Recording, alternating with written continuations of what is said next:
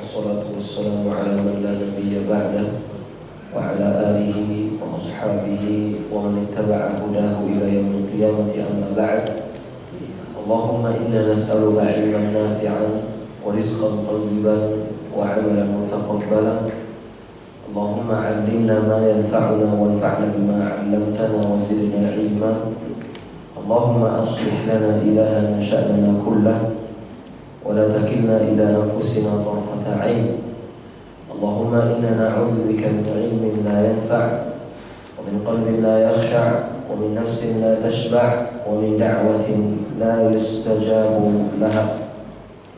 Jemaah sekalian, bapak-bapak, ibu-ibu, saudara-saudari, para orang tua yang kami muliakan karena Allah Azza wa Jalla. Pertama-tama marilah kita bersyukur kepada Allah Azza wa Jalla atas segala limpahan karunia yang telah Allah berikan kepada kita, sehingga kita masih diberikan kemudahan oleh Allah Azza wa Jalla untuk menunaikan salat subuh secara berjamaah di masjid yang semoga Allah berkahi dan Allah jaga ini. Kemudian tidak lupa salawat dan salam semoga selalu terlimpahkan, tercurahkan kepada suri tauladan kita, panutan kita, baginda tercinta Nabi Muhammad sallallahu alaihi wasallam, dan kepada seluruh keluarganya dan juga kepada para pengikutnya yang senantiasa mengamalkan sunnah-sunnahnya dan juga meninggalkan larangan-larangannya hingga hari kiamat nanti tiba. Ma'asyiral muslimin wal muslimat rahimani wa rahimakumullah, bapak-bapak, ibu-ibu yang kami muliakan karena Allah Azza wa Jalla. Kita lanjutkan kembali pembelajaran kita, yaitu pelajaran yang kita ambil dari kitab yang sangat-sangat ringan, sangat-sangat mudah untuk dipahami, yang mana buku ini berkaitan dengan sunnah-sunnah Nabi Muhammad sallallahu alaihi wasallam secara kesehariannya, baik dari beliau mulai bangun tidur hingga beliau hendak tidur lagi. Dan alhamdulillah pada pertemuan yang berlalu sudah kita jelaskan bahwasanya kita selesai dari tasyahud, maka hendaknya kita memperbanyak berdoa kepada Allah Azza wa Jalla sebelum kita tutup salat kita. Nah, demikian dilakukan oleh Nabi sallallahu alaihi wasallam. Antara doa yang diucapkan oleh beliau setelah tasyahud adalah Allahumma inni a'udzubika min 'adzabil qabri wa min 'adzabi jahannam wa min fitnatil mahya wal mamat wa min fitnatil masiihid dajjal. Kemudian di antara doa yang beliau ucapkan juga adalah doa meminta ampun kepada Allah Azza wa Jalla. Allahumma inni zalamtu nafsi zulman katsira wa la yaghfiru adh-dhunuba illa anta faghfir li maghfiratan min 'indik innaka antal ghafurur rahim. Ya Allah, sesungguhnya aku telah menzalimi diriku dengan kezaliman yang begitu banyak, dan tidak ada yang bisa mengampuni dosa kecuali Engkau Azza wa Jalla. Maka dari itu ampunilah diriku, karena sesungguhnya Engkau adalah Zat yang Maha Pengampun lagi Maha Penyayang. Kemudian di akhir doanya pun beliau mengatakan, Allahumma a'inni ala dzikrika wa syukrika wa husni ibadatik. Ya Allah, berikanlah aku pertolongan untuk senantiasa mengingat dirimu, untuk berzikir kepadamu, dan berikanlah aku pertolongan untuk senantiasa bersyukur kepadamu, dan aku memohon kepadamu juga pertolongan agar ibadahku itu baik ataupun bagus. Dan masih banyak doa-doa yang beliau ucapkan. Maka pada kesempatan kali ini jemaah sekalian rahimani wa rahimakumullah, kita masuk kepada pembahasan berikutnya, yaitu sunnah yang beliau lakukan setelah sholat selesai. Di sini pengarang kita Dr. Abdullah bin Hamid Al-Furaih hafizahullah ta'ala, beliau menyebutkan setelah salam beliau melaksanakan zikir. Beliau melaksanakan zikir setelah sholat fardu. Di sini beliau mengatakan al-adhkar masyru'ati ba'da as-salam min as-salati al-mafruḍati as-sunnah. Sesungguhnya zikir yang disyariatkan setelah salam dari sholat wajib itu hukumnya sunnah. Kemudian beliau menyebutkan, qala an-Nawawi rahimahullahu taala, berkata al-Imam Yahya bin Sharaf an-Nawawi rahimahullahu taala, ya, ulama dari mazhab Syafi'iyah yang sangat-sangat terkenal dan sangat-sangat bermanfaat ilmunya, khususnya di kalangan para penuntut ilmu. Yang mana di antara bukunya yang sangat fenomenal adalah buku Riyadhus Shalihin. Kemudian di antara buku yang beliau karang juga yang juga fenomenal adalah Al-Arba'un An-Nawawiyah. Saking banyaknya orang-orang yang mengarang 40 hadis, namun yang paling terkenal, yang paling masyhur di kalangan para ulama dan juga para penuntut ilmu, yaitu karangannya Imam An-Nawawi rahimahullah ta'ala. Beliau mengatakan, ajma'al ulama ala istihbab dzikri ba'da shalah. Para ulama seluruhnya bersepakat, berijma' bahwasanya sangat-sangat dianjurkan untuk berzikir ba'da as-shalah, setelah sholat. Dan ini tidak boleh ada yang menyelisih. Kalau ada yang mengatakan bahwasanya zikir setelah sholat itu tidak sunnah, maka yang demikian adalah perkataan yang sangat-sangat keliru, ya. Kemudian beliau pengarang kitab menyebutkan wa yustahabbu raf'as sauti bihadza dzikr, dan dianjurkan untuk mengangkat suara ketika zikir setelah sholat fardu. Dianjurkan untuk mengangkat suara setelah sholat untuk berzikir setelah sholat fardu, ya. Namun perlu diketahui jamaah sekalian rahimani wa rahimakumullah, sesungguhnya yang dianjurkan untuk mengangkat suara ketika selesai sholat untuk berzikir adalah semuanya, bukan satu orang saja, atau maksudnya bukan hanya imam yang mengeraskan suaranya, namun yang lain juga mengeraskan suara. Dan juga hendaknya ketika mengangkat suara ketika berzikir setelah sholat itu tidak dipimpin oleh satu orang, tidak dipimpin oleh sang imam saja, namun semua mengangkat suara. Dan ini yang disebutkan oleh para ulama, di antaranya di dalam sebuah hadis yang diriwayatkan oleh Imam Al-Bukhari dan juga Imam Muslim, yang mana Nabi SAW diriwayatkan oleh sahabat Nabi yang mulia ahli tafsir Abdullah bin Abbas radhiyallahu taala anhuma. Beliau mengatakan, anna raf'as sauti bi dzikri hina yansarifu an-nas min al-maktubati kana ala ahdi Nabi sallallahu alaihi wasallam, adalah mengangkat suara ketika berzikir ketika manusia hendak berpaling dari sholat setelah sholat fardu. Maka ini ada riwayatnya di zaman Nabi Muhammad SAW, ya. Maka jamaah sekalian rahimakumullah, selesai dari sholat hendaknya kita agak meninggikan suara, namun tidak perlu sampai kepada derajat berteriak-teriak, tidak, ya. Karena terkadang ada jamaah yang lain yang mana dia lebih khusyuk untuk berzikir dalam kondisi tenang, ya. Jadi nggak perlu teriak-teriak, apalagi sampai pakai mic. Ya, karena terkadang ada sholat, ada jamaah yang masbuk.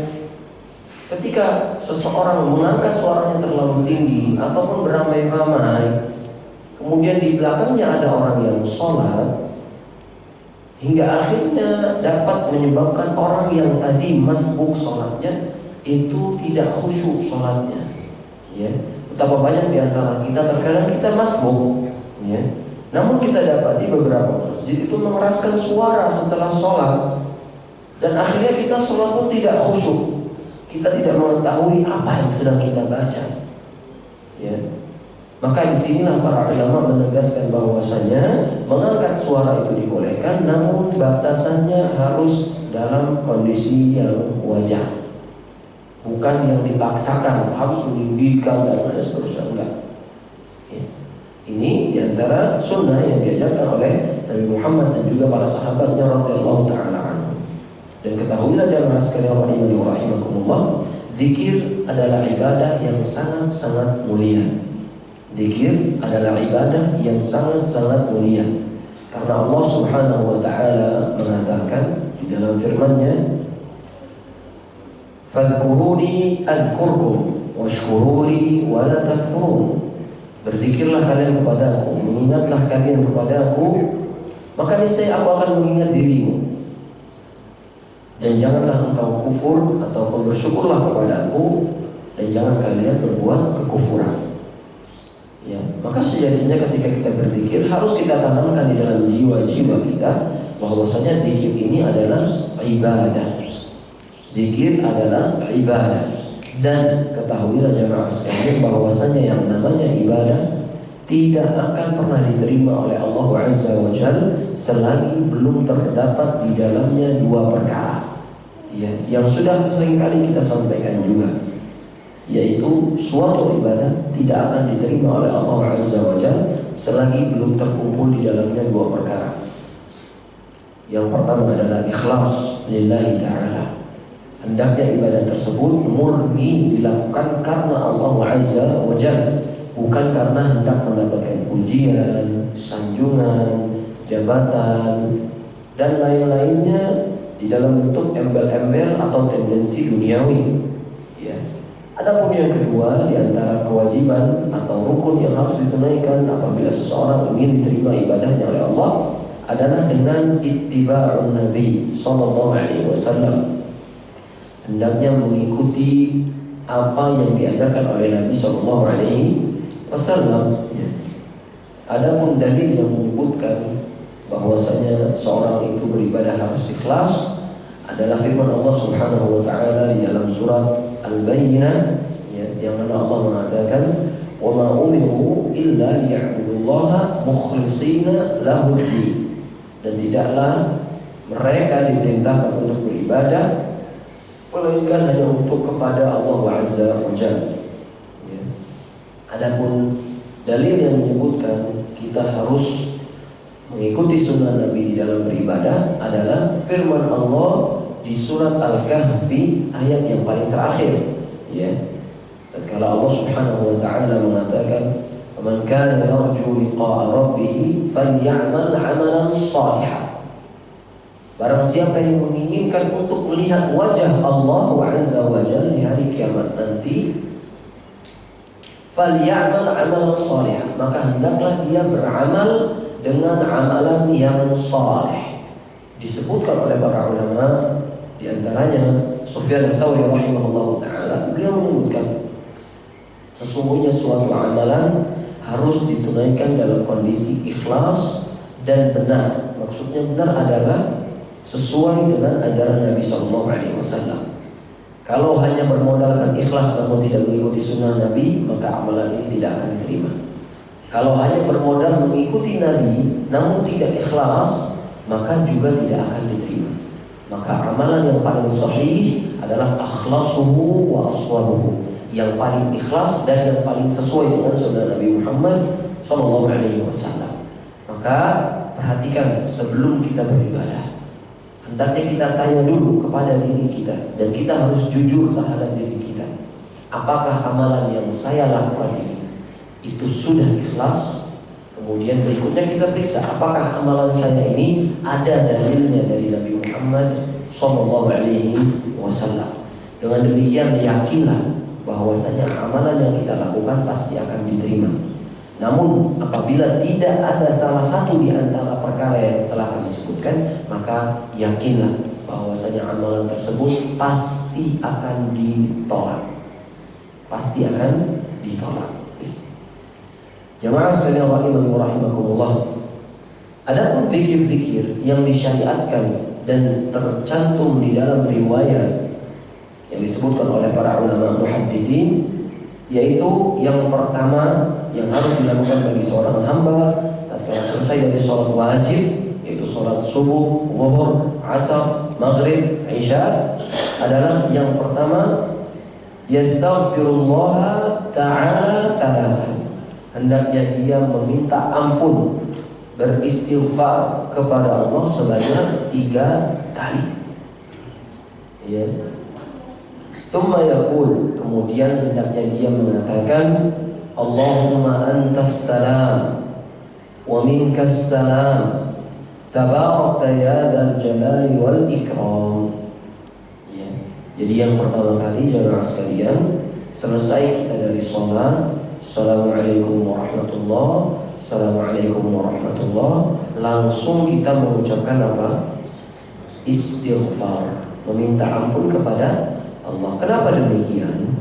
Karena sejatinya ketika kita sholat sangat-sangat jarang kita dapati kita ibadah betul-betul khusyuk kepada Allah Subhanahu wa Ta'ala. Betapa banyak di antara kita yang ketika sholat di rakaat pertama mikirin rumah udah dikunci atau belum. Di rakaat kedua memikirkan kompor di rumah udah dimatiin atau belum. Di rakaat ketiga kepikiran itu kerjaan di kantor belum selesai. Di rakaat keempat buyar, gak kepikiran lagi. Tiba-tiba udah salam aja imamnya. Ya, betul atau betul? Betul. Ya. Sering kita seperti itu. Adapun sholat kita yang khusyuk itu mungkin bisa dihitung. Ya. Maka dari itu disyariatkan oleh Allah dan juga Rasulnya SAW untuk beristighfar, untuk menutupi kekurangan-kekurangan yang kita lakukan di dalam sholat kita tadi. Ya. Kemudian setelah itu jamaah sekalian rahimakumullah, hendaknya kita mengucapkan zikir kepada Allah yang berikutnya, yaitu Allahumma antas salam. Ya Allah, Engkau lah Zat yang maha menyelamatkan, yang paling selamat. Ya. Wa minkas salam, dan darimu lah keselamatan bisa kita dapatkan. Tabarakta ya dzal jalali wal ikram. Sesungguhnya Engkau maha mulia, yang maha memiliki kekuasaan dan yang paling mulia di sisi Allah atau di sisi makhluknya. Ya. Kemudian yang kedua jamaah sekalian rahimakumullah, setelah kita mengucapkan tabarakta ya dzal jalali wal ikram, hendaknya kita membaca zikir yang berikutnya, yaitu la ilaha illallah wahdahu la syarika lah, lahul mulku wa lahul hamdu wa huwa ala kulli syai'in qadir, la haula wa la quwwata illa billah, la ilaha illallah wa la na'budu illa iyyah, lahul ni'matu wa lahul fadlu wa lahul thana'ul hasan, la ilaha illallah mukhlishina lahud din walau karihal kafirun. Ya, di sini kita diperintahkan untuk bertahlil, yaitu mengucapkan kalimat yang sudah kami sebutkan tadi. Ya. La ilaha illallah wahdahu la syarika lah. Tidak ada Tuhan yang sebenar-benarnya yang berhak untuk diibadahi dengan benar kecuali Allah semata. La syarika lah, tidak ada sekutu baginya. Lahul mulku wa lahul hamdu, baginya lah kerajaan, baginya juga segala pujian. Wa huwa ala kulli syai'in qadir, dan beliau atau Allah Azza wa Jalla atas segala sesuatu itu maha mampu. La haula wa la quwwata illa billah, tidak ada daya, tidak ada upaya melainkan dari Allah Azza wa Jalla. La ilaha illallah, tidak ada Tuhan yang berhak diibadahi dengan benar kecuali Allah. Wa la na'budu illa iyyah, dan tidaklah kami menyembah kecuali hanya kepada Allah Azza wa Jalla. Lahul ni'matu wa lahul fadlu, dan beliau atau Allah memiliki kenikmatan. Yang memiliki segala kenikmatan adalah Allah, dan yang memiliki segala keutamaan adalah Allah. Walau tsana'ul hasan, dan Allah juga yang berhak untuk mendapatkan pujian yang paling tertinggi, paling bagus. La ilaha illallah, tidak ada Tuhan kecuali hanya Allah Azza wa Jalla. Mukhlishina lahuddin, ya. Kita ucapkan demikian dengan secara ikhlas, walau karihal kafir, meskipun orang-orang kafir membenci perkataan tersebut. Dan ini diriwayatkan oleh Imam Al-Bukhari dan juga Imam Muslim dari hadis Al-Mughirah bin Syu'bah. Ya. Kemudian beliau menyebutkan lagi dari hadis Ibnu Zubair, Abdullah bin Zubair radhiyallahu taala anhu, beliau mengatakan, "Kana Rasulullah sallallahu yuhadilu bihinna dubura kulli shalah." Adalah Nabi sallallahu alaihi wasallam, disebutkan oleh Ibnu Zubair radhiyallahu taala anhu, beliau senantiasa bertahlil, mengucapkan kalimat yang telah tadi kami sampaikan, la ilaha illallah, sampai habis. Selesai dari sholatnya. ya, sambil mengangkat suaranya tadi. Baik.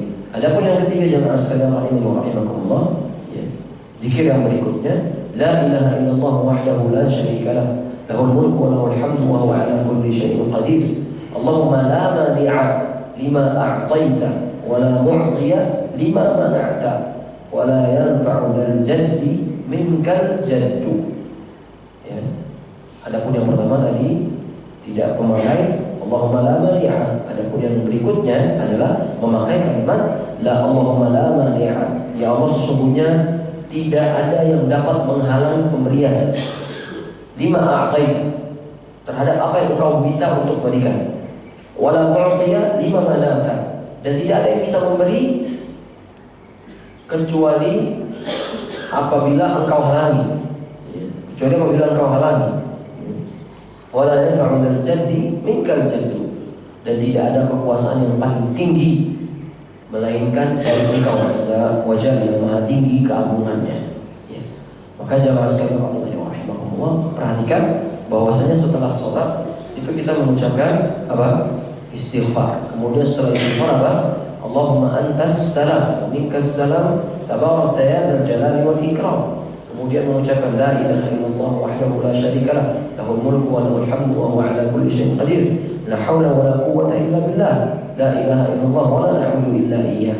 Lahul ni'matu wa lahul fadlu wa lahul thana'ul hasan. La ilaha illallah mukhlishina lahud din wa law kana kafir. Kemudian lanjutkan lagi, la ilaha illallah wahdahu la syarika lah, wa huwa ala kulli syai'in lahul mulku wa lahul hamdu wa huwa ala kulli syai'in qadir. Allahumma la mani'a lima a'taita wa la mu'tiya lima mana'ta wa la yanfa'u dzal jaddi minkal jaddu. Kemudian setelah itu jemaah sekalian rahimakumullah, hendaknya kita membaca at-tasbih. At-tasbih. Apa itu at-tasbih? Ucapan kalimat subhanallah. Berapa kali?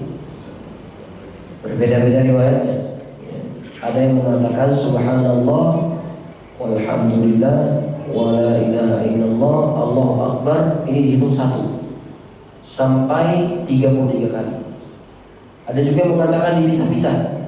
Subhanallah 33, alhamdulillah 33, dan juga Allahu akbar 33. Kemudian tamamul mi'ah, untuk menyempurnakan yang 99 menjadi 100, maka kita mengucapkan la ilaha illallah wahdahu la syarika lah, lahul mulku wa lahul hamdu wa huwa ala kulli syai'in qadir. Ya. Ini diantara sunnah yang dianjurkan oleh Nabi Shallallahu Alaihi Wasallam. Ya. Karena di dalam sebuah hadis yang diriwayatkan oleh Imam Abu Hurairah radhiyallahu taala anhu, yang diriwayatkan oleh Imam Muslim juga, ya, beliau mengatakan, man sabbahallaha, barang siapa yang bertasbih kepada Allah, fi duburi kulli salatin 33, barang siapa yang senantiasa bertasbih kepada Allah setiap selesai sholat sebanyak 33 kali, wa hamidallah 33, dan barang siapa yang bertahmid kepada Allah, mengucapkan alhamdulillah sebanyak 33 kali, wa kabbarallaha 33, dan bertakbir kepada Allah sebanyak 33 kali, fatilka 99, dan yang demikian adalah 99 secara total. Wa qala tamamul mi'ah, kemudian menyempurnakan di 100-nya dengan ucapan la ilaha illallah wahdahu la syarika lah, lahul mulku wa lahul hamdu wa huwa ala kulli syai'in qadir, ghufirat khatayahu wa in kanat mithlu zabadil bahr. Maka niscaya Allah akan mengampuni dosa-dosanya meskipun dosanya sebanyak buih yang ada di lautan. Subhanallah, subhanallah, subhanallah. Allah maha sayang kepada kita. Allah maha mencintai hamba-hambanya. Allah mengetahui bahwasanya hambanya pasti melakukan dosa, dan Allah adalah zat yang maha pengampun. Dari hadis ini bisa kita dapatkan, rugi kalau ada orang yang setelah sholat namun tidak berzikir sampai selesai. Ya. Karena Allah sendiri yang mengatakan di dalam hadis qudsi, Nabi SAW bersabda, Allah Subhanahu wa taala berfirman, ya ibadi innakum tukhti'una bil-laili wan nahar wahai hambaku, sesungguhnya kalian semua itu berbuat dosa siang dan malam. Itu Allah yang bilang. Fastaghfiruni aghfir lakum. Maka mintalah ampun kepadaku, niscaya aku akan ampuni dosa-dosa kalian. Di antara cara kita agar diampuni dosanya adalah mudah, dengan bertasbih 33 kali, bertahmid 33 kali, bertakbir 33 kali, kemudian disempurnakan dengan yang 100, yaitu la ilaha illallah wahdahu la syarika lahu, lahul mulku wa lahul hamdu wa huwa ala kulli syai'in qadir. Dengan demikian selesai, Allah pasti akan mengampuni dosa-dosa kita, meskipun dosa kita sebanyak buih di lautan. Ada yang belum pernah ke laut? Ada? Ada yang belum pernah ke pantai sama sekali? Sudah semua? Kelihatan berapa banyak buih? Bisa kita hitung buih-buihnya? Demikian pula dosa kita. Kita nggak bakalan bisa menghitung dosa-dosa kita. Namun yang kita butuhkan adalah ampunan dari Allah Azza wa Jalla. Maka jangan sampai kita lewatkan kesempatan yang emas ini, yaitu dengan berzikir setelah sholat. Ya.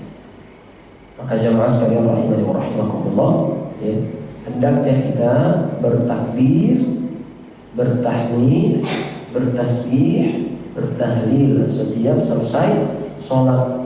Jangan langsung pulang. Ya, kadang ada orang sholat selesai salam, assalamualaikum warahmatullah, assalamualaikum warahmatullah, langsung pulang tapi gak zikir. Ya. Kalau misalnya langsung pulang karena ada hajat, namun di perjalanan dia tetap subhanallah, subhanallah, subhanallah, subhanallah, ini juga gak masalah.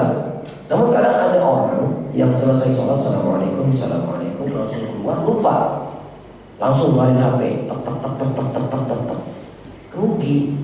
Rugi kesempatan untuk diampuni dosa tidak bisa kita dapatkan kalau seperti itu. Maka jemaah sekalian rahimakumullah, amalkan sunnah Nabi. Dengan demikian Allah akan mengampuni dosa-dosa kita. Baik, jemaah sekalian rahimakumullah, yang berikutnya adalah lafaz yang dianjurkan ketika seseorang memang sedang dalam kondisi terburu-buru. Ya. Maka tadi kita hendaknya berzikir sebanyak berapa kali? 100 kali secara total ya. Namun di sini beliau menyebutkan boleh bagi seseorang, diriwayatkan oleh Imam At-Tirmidzi, ya, ataupun imam yang lainnya, ya, dan juga Imam Al-Albani rahimahullah taala, beliau mengatakan bahwasanya kalau ada orang yang sedang terburu-buru, hendaknya dia paling tidak bertasbih, bertakbir, bertahmid itu sebanyak 10 kali masing-masing. Jadi subhanallahnya 10 kali, alhamdulillahnya 10 kali, takbirnya, Allahu Akbarnya itu 10 kali. Ini kalau memang kita lagi terburu-buru. Tapi subhanallah, perkara apa kok kita terburu-buru? Tapi terkadang memang ada urusan yang memang harus disegerakan, hingga akhirnya kita susah untuk berzikir secara maksimal, ya. Namun alhamdulillah, ya. Alhamdulillah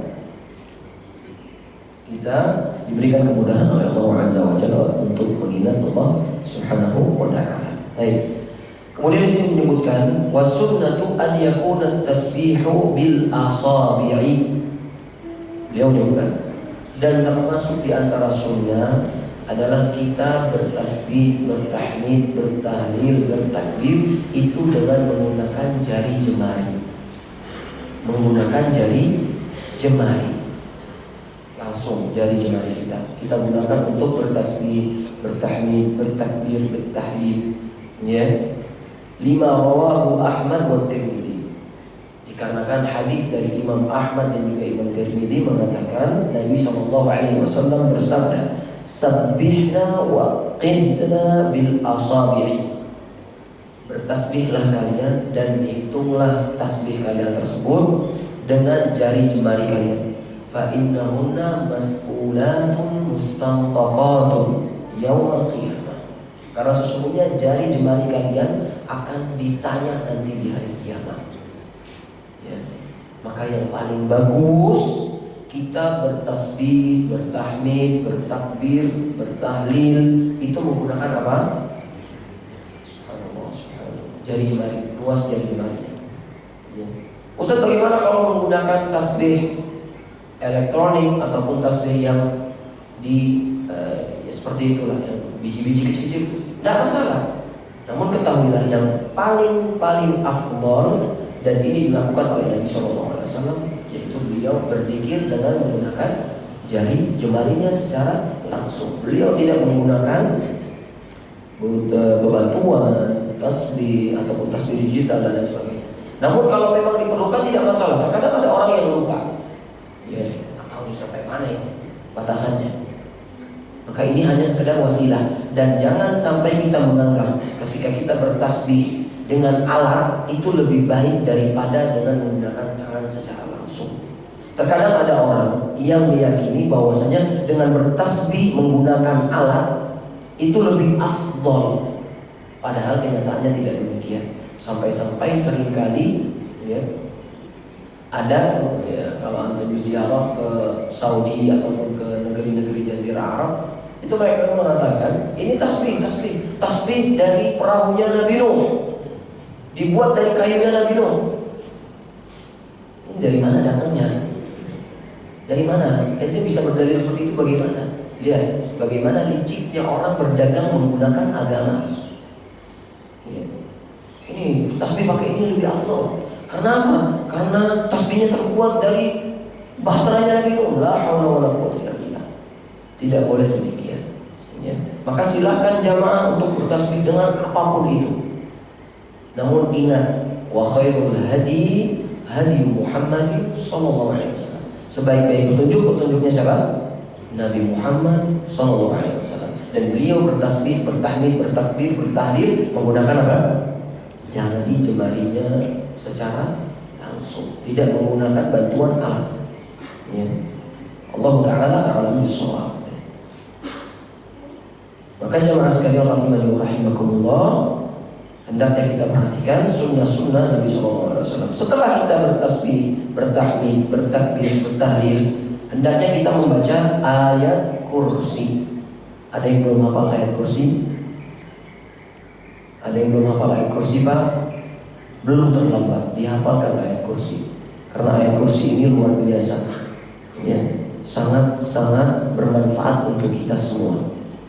Ya, maka jangan sampai kita tidak menghafalkan ayat kursi. Karena di antara keutamaannya disebutkan oleh Imam Al-Bukhari atau Imam An-Nasai, ya, dan juga Imam Al-Mundhiri, dan juga Ibnu Abdul Hadi, dan juga Ibnu Qayyim rahimahullah taala.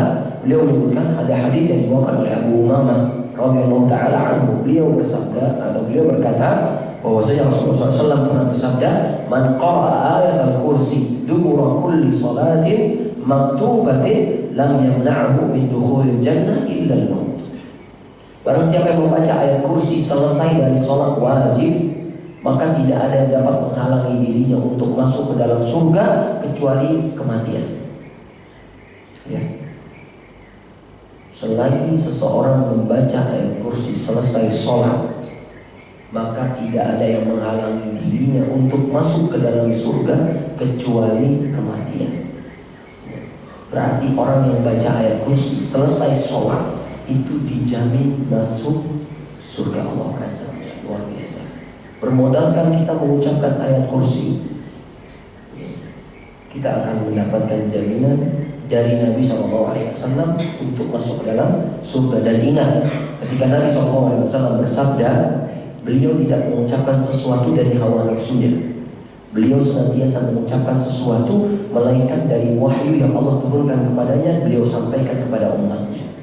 Sebagaimana Allah sebutkan di dalam surat An-Najm, "Wa ma yantiqu 'anil hawa." Tidaklah Nabi Muhammad itu mengucapkan sesuatu dari hawa nafsunya sendiri, enggak. In huwa illa wahyun yuha. Melainkan yang dia ucapkan itu adalah wahyu yang kami wahyukan kepada dirinya. Ya. Maka kita yakin ketika kita mengamalkan sunnah Nabi, ini adalah syariat yang Allah ajarkan kepada Nabi. Dan dengan demikian ganjarannya pasti akan kita dapatkan. Jangan ada keraguan sedikit pun. Selagi hadisnya sahih, valid, sudah disebutkan oleh para ulama, maka kita amalkan. Namun kalau hadisnya dhaif ataupun hadisnya munkar, apalagi maudhu', maka jangan kita lakukan selagi ada hadis yang sahih. Baik. Selanjutnya jemaah sekalian rahimakumullah, ya. Selesai dari membaca zikir ayat kursi, hendaknya kita membaca al-mu'awwidhataini. Apa itu al-mu'awwidhatain? Apa itu al-mu'awwidhatain jemaah sekalian? Bukan 3 qul Pak. Al-mu'awwidhatain itu cuma 2. Maksudnya perlindungan dua perlindungan, yaitu qul a'udzu birabbil falaq dan qul a'udzu birabbin nas. Ini al-mu'awwidhatain. Ya. Adapun 3 qul itu istilah yang kita yang pakai, bukan istilah dari para ulama salaf. Ya.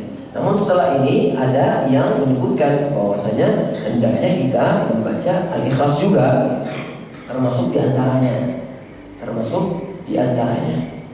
termasuk surat al-ikhlas diantaranya. Ya, al-mu'awwidhatain, maka hendaknya kita amalkan. Ya. Kita baca surat al-ikhlas, kita baca surat al-falaq, kita baca surat an-nas sebanyak berapa kali? Boleh 3 kali, boleh 2 kali, boleh 1 kali. Yang penting dibaca 3 surat ini selesai dari membaca ayat kursi. Ya.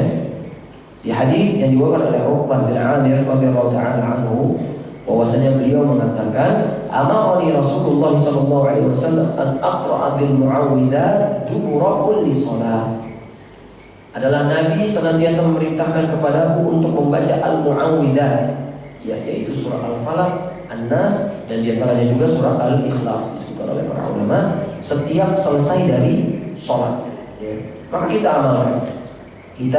amalkan hadis yang dibawakan oleh Nabi SAW dan juga perbuatan yang beliau lakukan. Ya. Di sini beliau menyebutkan wa mimma nuhiya anhu fi hadzal bab, dan di antara perkara yang dilarang ketika berzikir selesai sholat. Yang pertama, al-iltifatu. Iltifat itu maksudnya gimana Pak? Yaitu ketika seseorang berzikir dia nyelek-nyelek.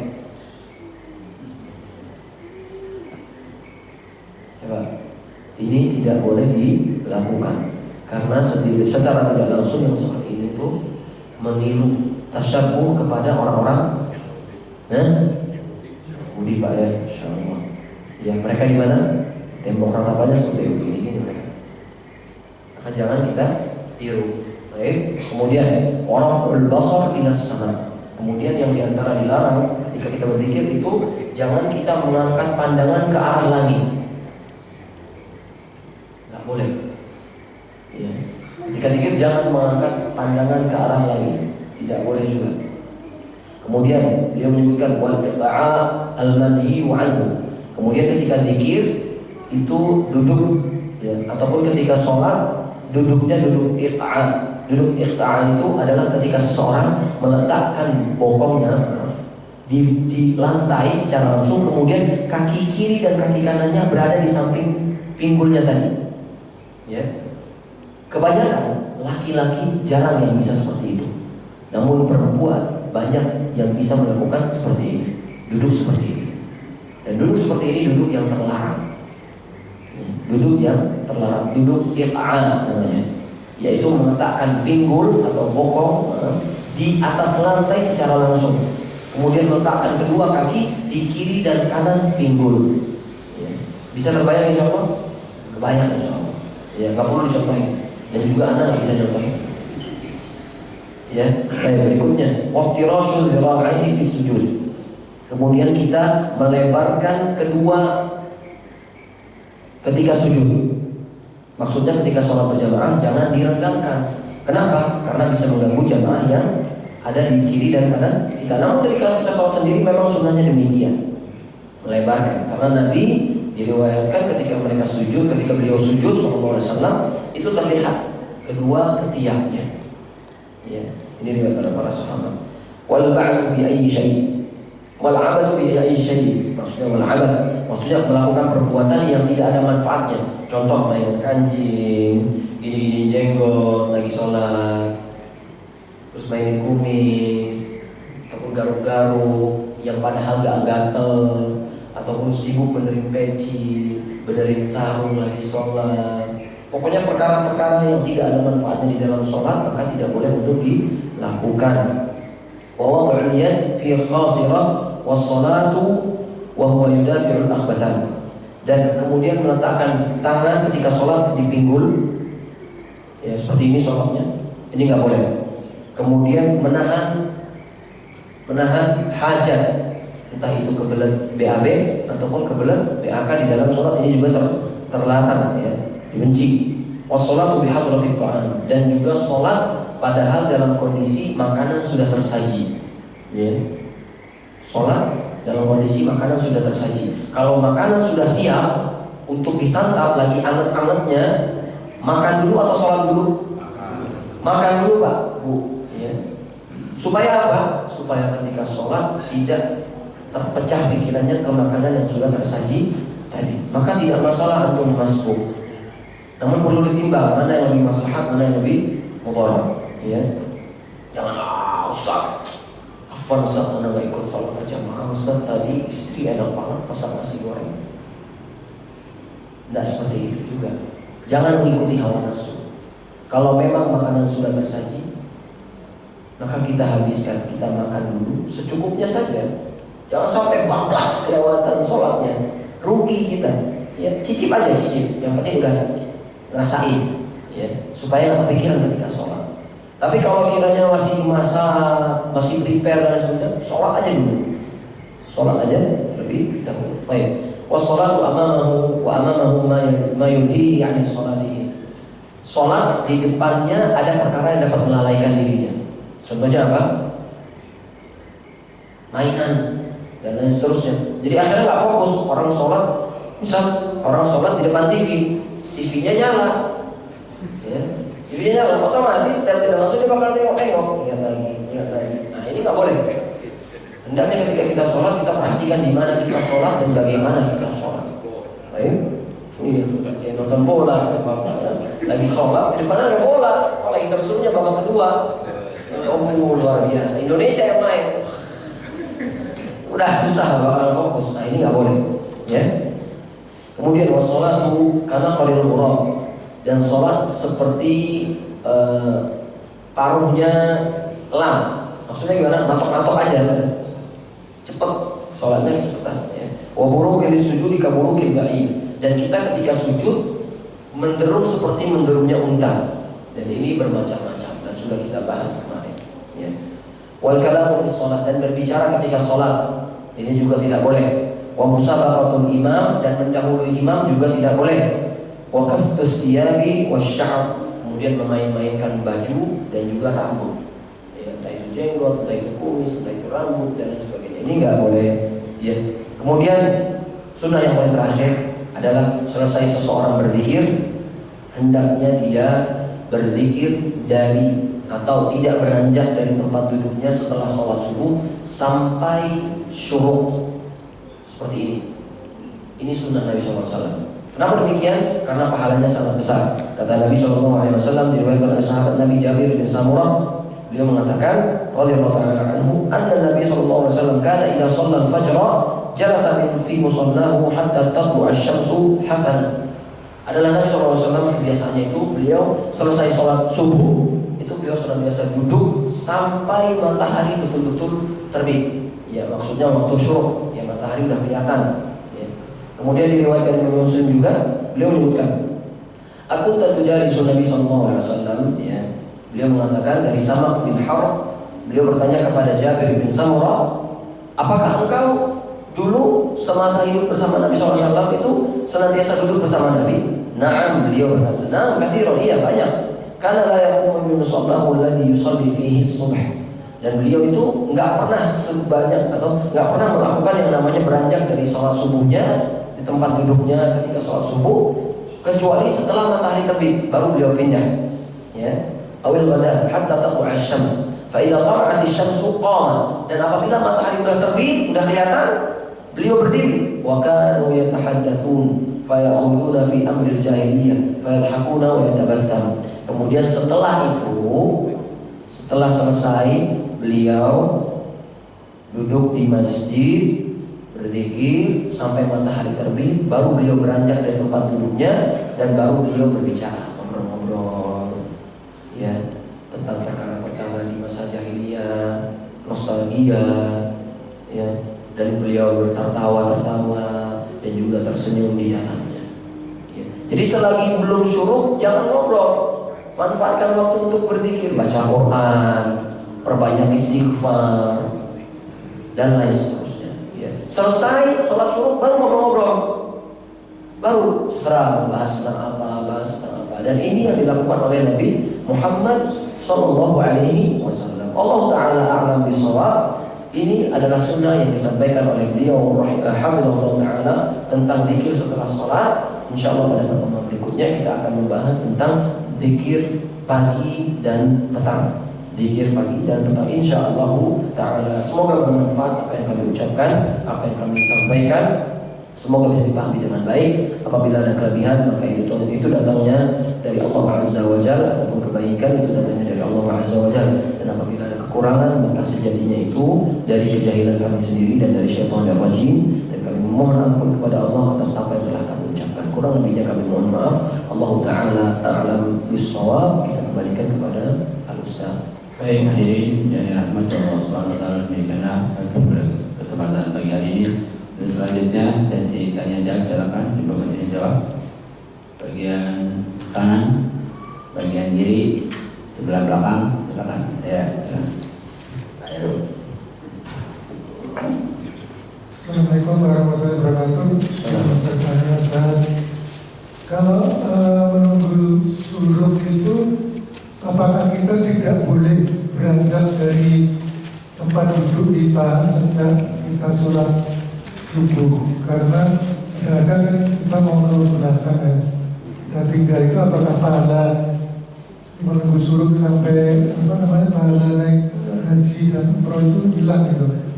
Yang kedua gini Ustaz, kalau kita mau berdoa dengan mengangkat tangan itu apakah boleh setelah sholat sunnah? Jadi setelah sholat wajib, selesai kita sholat sunnah baru. Terima kasih. Baik, ada pun yang pertama Pak, barakallahu fiik ya. Selagi seseorang berada di tempat dia sholat, maka dia masih dianggap duduk di musola, di tempat sholatnya. Ya. Adapun kalau misalnya berpindah dikarenakan hajat tertentu, maka tidak masalah insyaallah taala. Namun ketika seseorang sudah keluar dari masjid, sudah pulang ke rumahnya dulu, kemudian balik lagi, maka ini sudah tidak dianggap lagi untuk mendapatkan pahala sholat syuruk tadi. Ya. Selagi masih di masjid, mau geser dari sini tidak sana, di sini tidak belakang, ini insyaallah tetap dihitung sebagai zikir di masjid atau di musholanya. Ya.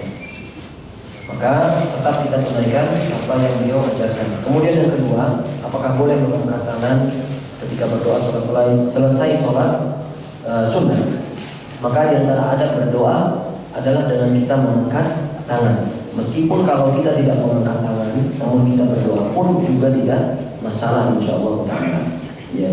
Maka jadi jangan sampai kita menganggap bahwasanya kalau ada orang yang tidak mengangkat tangannya ketika berdoa, itu dia tidak sedang berdoa. Tidak juga, karena memang diriwayatkan di dalam beberapa riwayat Nabi itu tidak mengangkat tangannya ketika berdoa. Namun di antara bentuk adab yang terbaik ketika berdoa adalah dengan mengangkat tangan. Dan ini boleh dilakukan setelah dari sholat sunnah dilaksanakan. Allah Ta'ala a'lam bishawab. Boleh insyaallah. Masih ada lagi, silakan.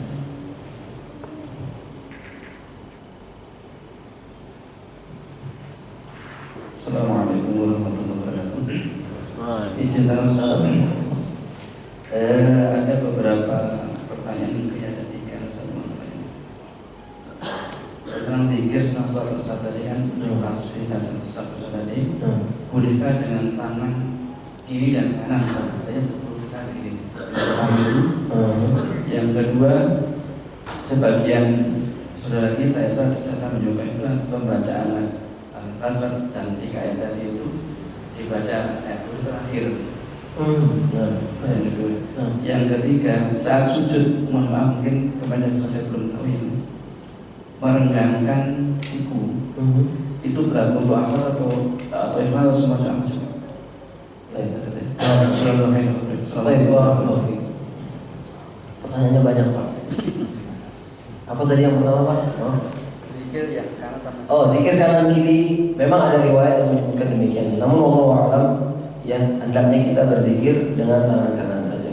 Karena Nabi dalam perkara yang baik-baik beliau selalu mengedepankan yang kanan dan tidak menggunakan yang kiri. Ya, ini diriwayatkan oleh Ibunda Aisyah radhiyallahu taala anha. Ya, jadi kita berzikir dengan tangan kanan saja. Seandainya pun dengan kiri tidak masalah. Kiri pun tidak masalah. Karena memang tidak ada riwayat yang secara mutlak beliau berzikir dengan kanan ataupun kirinya, enggak ada. Tapi ini perkara ibadah, maka hendaknya perkara yang baik kita gunakan juga dengan alat yang baik-baik juga ya. Karena Nabi itu selalu mengedepankan yang kanan kalau dalam perkara ibadah. Namun dalam perkara yang buruk, beliau pakai yang kiri. Ya. Masih banyak contohnya yang sudah kita sampaikan. Adapun yang kedua, apa tadi Pak? Urutan. Adapun kalau kita berzikir, misalnya kita mau baca ayat kursi dulu, kemudian baru baca subhanallah, alhamdulillah, Allahu akbar 33 kali, kemudian kita pindah Allahumma antas salam, ini tidak masalah. Cuman yang paling baik kita urutkan. Yang paling baiknya kita urutkan. Tidak masalah untuk campur-campur, untuk pindah-pindahkan, tidak masalah. Selagi atau yang terpenting adalah dibaca zikirnya. Ya, adapun urutannya ini tidak begitu masalah. Yang penting ayat kursi jangan sampai dibolak-balik. Ya, susah dibolak-balik. Ya. Baik, barakallahu fiik. Adapun yang terakhir adalah pertanyaan tentang bagaimana merenggangkan siku. Apakah untuk akhwat juga demikian? Allah Ta'ala a'lam bishawab. Secara umum dalilnya memang semuanya harus membuka. Namun terkadang perempuan itu lebih baik untuk merapatkan saja. Karena satu dan lain hal, ya, maslahatnya lebih banyak ketika mereka tidak merenggangkan sikunya. Ya, khawatir dilihat sama orang dan lain seterusnya. Maka alhamdulillah ketika kita sholat ya di masjid yang ada penutup khusus untuk akhwatnya. Intinya ketika kita sedang sholat, kalau berjamaah jangan dibuka. Maksudnya jangan dibuka, jangan terlalu ditutup juga, enggak. Tapi dibuka sedikit aja.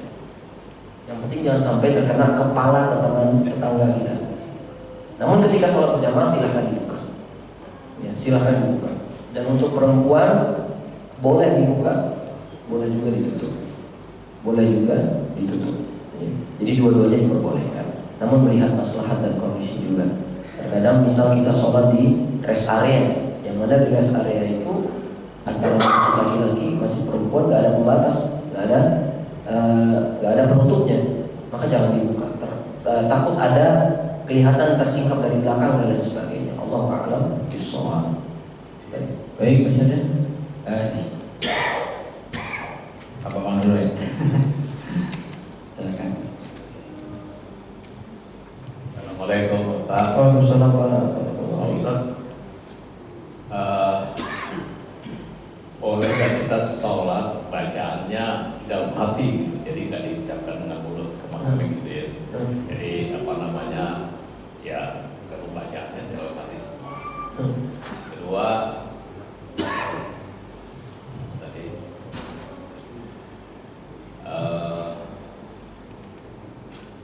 apa itu dulu kan? Jadi saya Barakallahu fiik, Pak. Boleh nggak kita sholat tapi bacaannya di dalam hati aja, namun mulutnya tidak bergerak? Allah Ta'ala alam bishawab. Kami lebih condong kepada pendapat yang mengatakan ketika kita sholat mulut kita bergerak. Karena ketika kita mulutnya bergerak itu sinkron antara hati dengan lisan. Namun ketika kita sholat hanya mengandalkan hati, terkadang pikiran kemana-mana. Ya, tapi kalau udah dibarengin sama mulut yang bergerak, itu secara tidak langsung sudah berusaha untuk nyambung, ya, berusaha untuk khusyuk di situ. Tapi boleh-boleh saja ketika kita sholat hanya di dalam hati. Namun perlu diingat, ketika kita sholat hendaknya membaca Al-Fatihah. Paling tidak harus membaca Al-Fatihah. Karena Nabi SAW mengatakan, la sholata liman lam yaqra bi Fatihatil Kitab. Tidak ada sholat bagi orang yang tidak membaca Al-Fatihah di dalam sholatnya. Maka ketika Al-Fatihah, baik itu berjamaah ataupun makmum, ataupun sendirian, maka kita baca. Kalau berjamaah, maka biarkan imam yang jahar, ya, yang dikeraskan suaranya, kita dengarkan saja. Adapun ketika kita sholatnya sir berjamaah, kita ikut baca sendiri-sendiri. Satu lagi Ustaz. Alhamdulillah. Kadang-kadang kita tidak bisa khusyuk 100% gitu. Jadi apa yang kejadian sehari-hari kadang tak ingat lagi gitu ya. Dan itu kan sangat mengganggu dalam sholat. Apakah kita boleh tahu itu misalkan ini namanya